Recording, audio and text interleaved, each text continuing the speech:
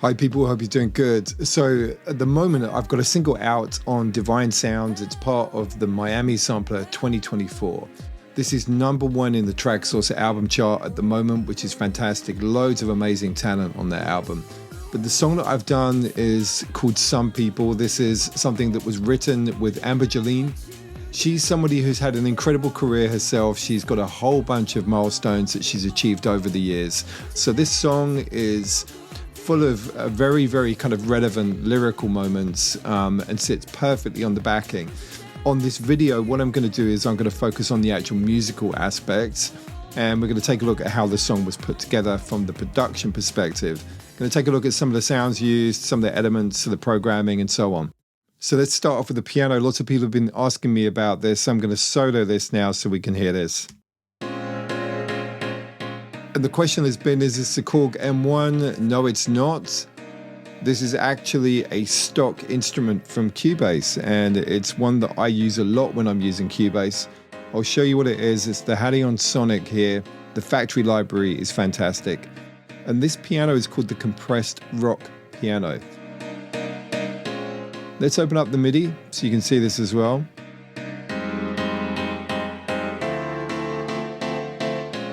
And I want to point out something. Sometimes I struggle with playing particular chords on the keyboard. Certain voicings, the grip kind of position is tricky.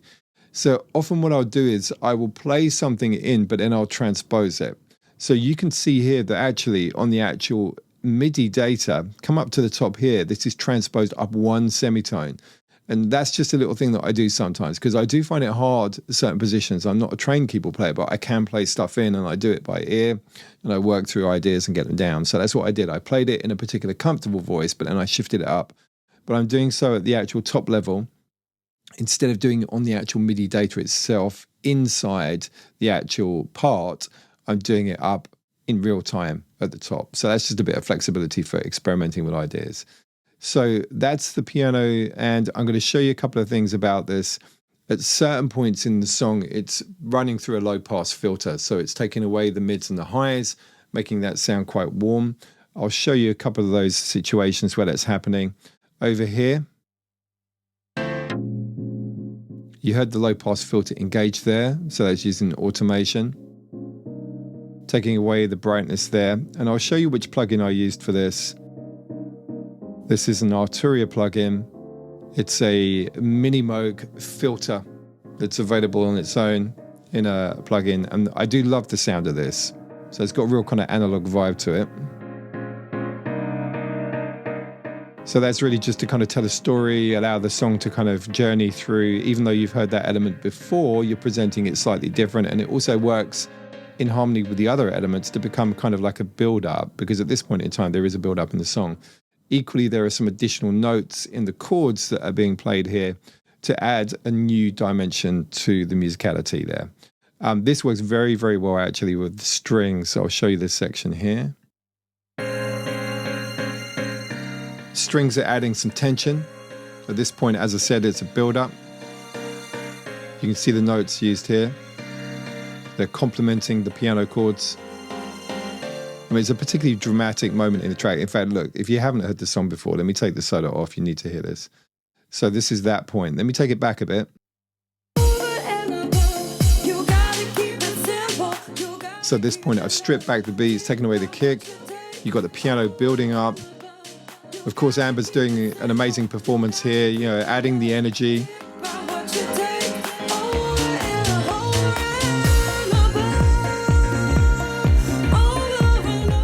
At this point, we've got the kick coming in.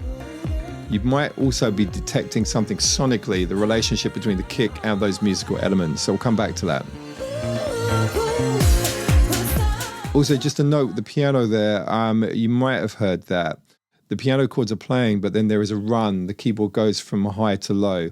And that is something that I recorded separately. I'll show you that. In fact, really, from an organizational perspective, I should bring this up so we can see it, and this will be just underneath the existing piano.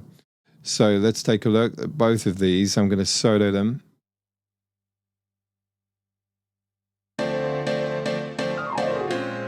There we go. So that just adds a little bit. It's almost like a fill, you know. So the piano is being used as a fill instead of kind of like a snare drum fill or something. But it's quite subtle, but it does work. It does do the job. So there's something that's really important that I need to raise about the musical elements here. And you will see that this piano here, if I bring up the mixer, is running through a group. Okay, so if I come down the routing, it's been a while with me in Cubase, by the way. Some of the new features inside Cubase, the latest version, are kind of new to me. So I am, in some respects, I'm reorientating myself here because I worked on this project a long time ago. And sometimes these things take a while to surface on record labels, and that was certainly the case here. I'm not talking a long time, by the way. This is not an old track. It's just that it happens, right? You know how it is. So what I wanted to point out is that this is running through this channel over here. So all of my musical elements are coming through a group, and these are running through a compressor. The compressor is receiving a sidechain input. You can see that up the top here, and that's coming from the kick drum. So in fact, every single musical element in this track is being ducked by the kick, which creates this pulsing rhythmic movement. Look, it's nothing new. Everybody knows about sidechaining, but I wanted to make sure that you understand that that's actually what's going on in this track. So all of these musical elements are running through there. So the particularly the piano and the strings, I think actually I'm kind of misleading you here. The bass line itself, and we'll come back to that, the bass line didn't go through this group, but the other musical elements did. And these are also running through a phaser. And, you might have picked out that characteristic earlier. Let's just reflect back on that. Let's come back to the beginning. Here we go. So can you hear that? It's running on a slow LFO. So it's kind of modulating over time. And the phaser that I'm using is over here. I'll show you. Let's bring this up. I've just turned it off. So let's bring this up. Here we go. This is an inbuilt phaser within Cubase. It's a lovely sounding phaser. I definitely like the characteristic of this. The motion, the movement of that modulation, because it's running on this LFO, is a very slow frequency, 0.1 hertz. Just so you can hear this, I'm going to make that faster. Okay, we'll come back to that. You hear that wobble? So I've got it going really slow, 0.1. That's the minimum that I could go. It's not tempo synced. So it's got this kind of nice organic movement. Sometimes when you do tempo synced LFOs, it can almost impart this repetitiveness in your brain that in some respects might be negative. So sometimes it's quite nice to have some, if you've got a rhythmic track that's running on its own grid, sometimes have something that's slightly off of that to have a kind of organic motion to it. So that's as a contrast. So anyway, that's the main point. So some of those musical elements are running through this group, A, to be ducked in volume, but B, also to have the phasing. So you'll notice that actually there are some strings in this track as well. So if we come down to those, where are we? That was on the intro. I'm just having to orientate myself again. Here we go, the strings. Let me bring these up underneath. Let's have a listen to these all together. In fact, in isolation first. So there are the strings. You can hear the phasing going on there because they're coming through that group. This instrument, let's go and take a look. This is Kontakt 7. And I don't know why it's asking for location to files or permission to access those files. But this is the string ensemble, which is a Kontakt factory library instrument. Let me bring this back. The chords, of course, are going to be similar to the piano chords. So I think it's pretty much the same notes, but played in a sustained fashion, whereas the chords are played in a more kind of staccato fashion in comparison, or staccato. So that's a piano, that's the strings. Okay, they're both running through the group. The bass line. So this one, yeah, everyone's like, oh, did you get a live bass player? No, I didn't. I played this in.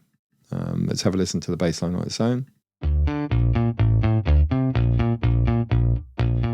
Got to remind myself what I used here. Okay, of course, yeah, it's Kontakt. This is from the Native Instruments session bassist Prime Bass. And this is a plugin that can actually play bass lines for you. But in this case, I didn't I didn't engage that mode. This is literally running as a virtual instrument where I'm playing the notes. Let's take a look at those notes. I'm going to open this up. It's a great sound. I really love the sound of this bass. So you can see there the notes that are being played. It's almost like a disco octave thing going on there. And what I'll do is, just for context, let's bring the piano back at that point. In fact, actually, I think I had a warm pad. Let's talk about that in a minute. And the phase stabs, yeah, of course. So here we go.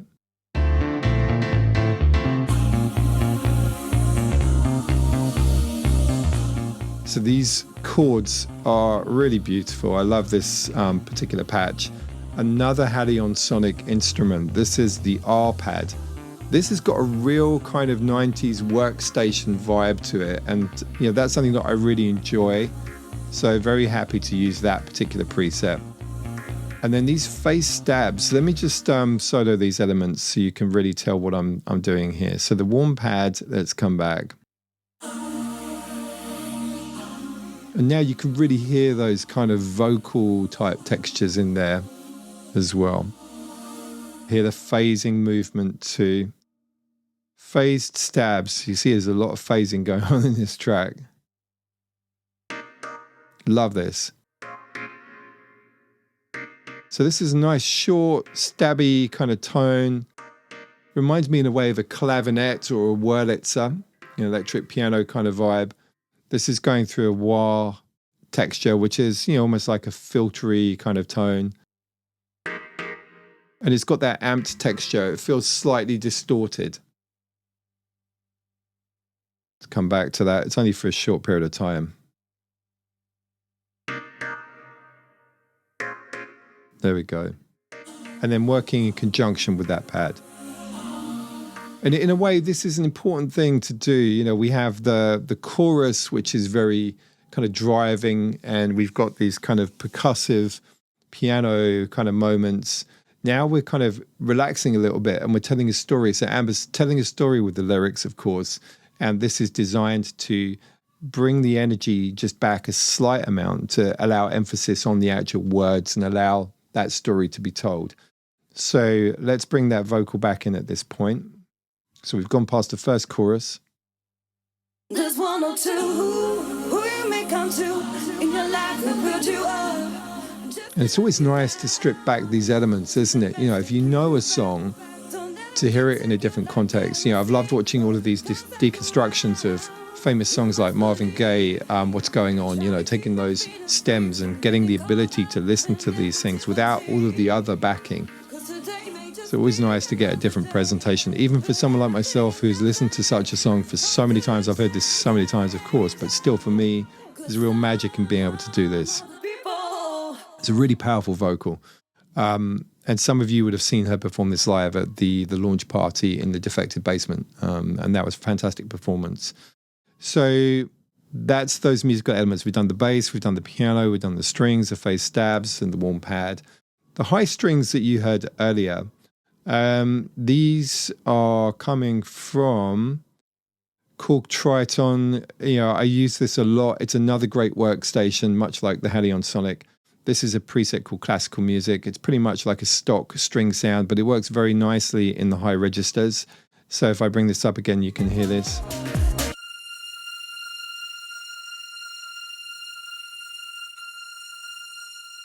And there's a nice movement to it. It's not static. It's got some kind of natural kind of modulations there. But equally, you've got the sound of the phaser too. So it's really bringing it to life. There are some subtle shifts in tone in this track so that it doesn't sound too repetitive, even though it is ultimately repetitive because there are not that many elements here. So what else can I show you? The drums. By the way, there is a ghost kick here, so that creates the sound of the pulsing is being triggered by the ghost kick. We don't hear it in the mix, but it is being routed through into the compressor.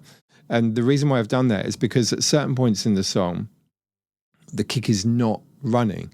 So that means there would have been a contrast between the non-duct version of the sound and the duct version. I wanted it to be continuously duct whenever we heard it. So that was the point of the ghost kick. So it's not rooted into the sound that we hear in the final track. It's simply for ducking other sounds. The beats, let's take a look at this. This is all programmed. Some people use Splice or go on to Splice and download a beat and put a song together. That's great for some people. I tend to program my beats from scratch, and that is pretty much the whole point really for me, in that if I'm making music, I want to sound like I do, more so like somebody else does. So, it's a conscious action. I'm not going to knock anybody using other loops because they can be a great way to get ideas down. And in fact, sometimes once you've done that, you're like, oh no, if I try to do something different here, it's going to spoil the essence of what it's become. So, it works for some people, but this is literally some people. There's quite a pun. Given the song that we're talking about here is some people, that certainly wasn't deliberate. But anyway, this programming is triggering another Cubase stock instrument. This is the Groove Agent SE5, which is essentially a drum device. It's a selection of pads. If you use Ableton Live, it's like the drum rack. You have a bunch of samples, which I handpicked and I put together. And this is, when I say handpicked, this started as a preset, but then I picked my own sounds to bring through. Okay. So that is being triggered. See all of these pads triggering. So it's kind of like the machine. And there are variations in the programming to emphasize certain points or to strip things back at certain points. There's a conga pattern here, very kind of primitive, admittedly, but I wanted it to be, because a lot of the old 90s tracks, some of them didn't actually feature real conga players. They featured somebody triggering two conga sounds off of a keyboard. And I wanted to emulate that sound. So if we take a look at this, this is another Hadeon Sonic instrument. It's the Latin percussion library. If you listen to that, it's very primitive. Take a look at the MIDI programming. But it's sitting in the background, and it does add a personality that I like. Let me just take this so you can hear it. On the intro particularly, I think you'll notice it coming in. So if we take before the congas into when the congas come in.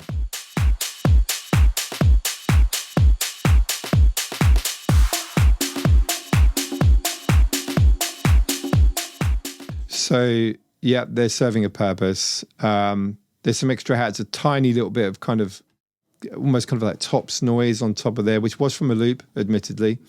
What else do we have? Some wind chimes to create texture. I really like these, actually. These are not chimes from a sample library. Again, these are literally, let's have a listen. These are triggered. So I've got some where they rise up, and that's running on the keyboard. I triggered this in live. You can see this over here. Let's come back. Different velocities to create kind of slight different variations in the sound. Then to partner that, I've got one that descends. So we've got this over here. Do love that sound. And that, I remember, I think is an M1. He says, it sounds very much like a Korg M1, but it's not. This is a preset. I'm going to have to use this again. The Chime Atmo from the Hadeon Sonic. Great. Love that. Really love that. And I feel that that's a really important part of this track. That really complements the sections of the track that need some element of extra, like another dimension to them. And also to signpost things. When we're making music, quite often we're kind of signposting. We're saying, okay, something here is coming up.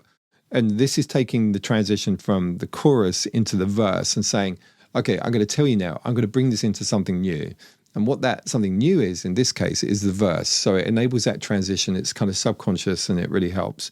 in a way, it's kind of like sprinkling the magic fairy dust over the whole production. If you didn't have it, then it wouldn't feel maybe as polished. But equally, sometimes it's quite nice not to have those elements. You know, sometimes having something really stripped back is very underground, and sometimes that's what's needed.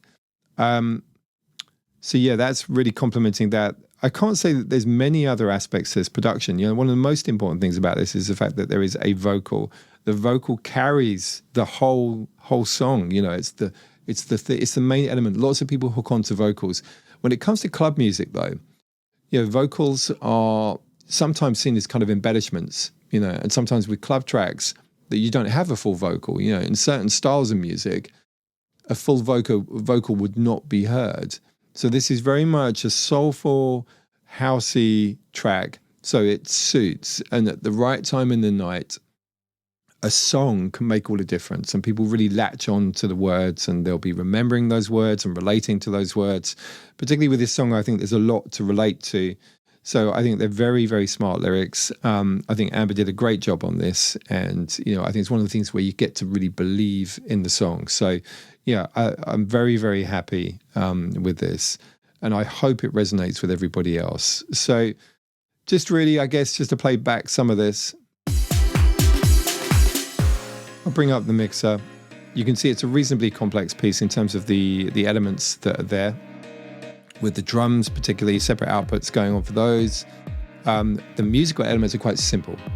You know, we've been through these. So we've got literally, it's the piano, it's a bass line, string elements, the pads, the little kind of stabby face stabs as well.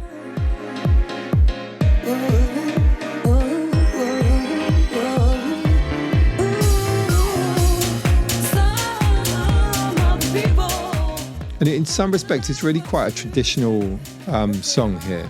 It is really simple, but it's really strong for the fact that it's simple, I think, you know.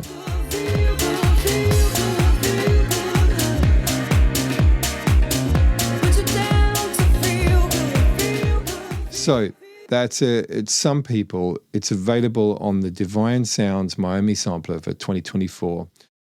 Right now, it's #1 in the album charts, but on the individual singles charts, we're on the rise up the Soulful House charts. So if you want to support the release, it's always great to try to do that in the early stages. It really helps build the momentum for the following chart week.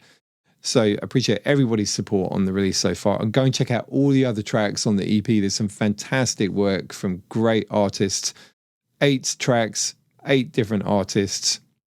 A fantastic compilation. And, you know, just want to wish all of my friends on that release all the best, you know, great success as well. Okay, so as usual, if you have any questions, please put them in the comments. You know, I don't have tons of time these days, but I will try to respond. All right, thank you.